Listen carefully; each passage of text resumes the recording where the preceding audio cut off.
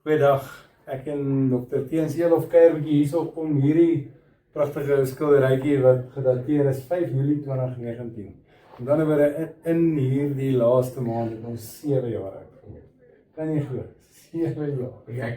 Ek voel nie soos 'n kleuter nie, ek moet sê ek voel baie ouer as 7. Ek soos honde is 7 maal 10. Ja, soos voel dit 70 jaar. Ek het in hierdie 7 jaar van breinhare na gryshare gegaan. Maar weet jy op 'n ernstige noot.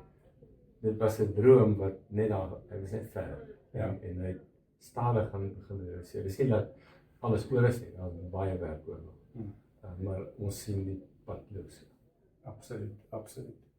En ek meen as jy net hierso op hierdie muur hier agter my kyk, en ons het dit nou mooi van alfabetiese volgorde van die Dagbreek Trust 1954 so aan Mos en aan al die skole in Mos tot ons nuutste een wat vroeg hierdie jaar bygesit is, ons kort op so 2 van ons nuutste skole se bordjies wat nog moet opkom. Ons is nou wat 15? Ons is ons 17de skool en al Mos wêreldwyd. En ons wêreldwyd.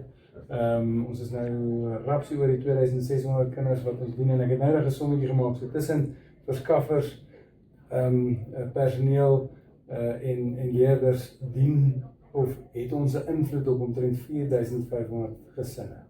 En vir my is dit 'n voorreg om te kan sê ons het 'n aandeel in 4500 gesinne se sukses in een of ander vorm.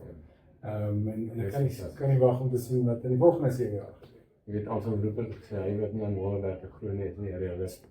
Goeiedag. As ek mos 'n storie hoor en ek dis die ding. Ja, absoluut. Dankie. Baie geluk vir jou.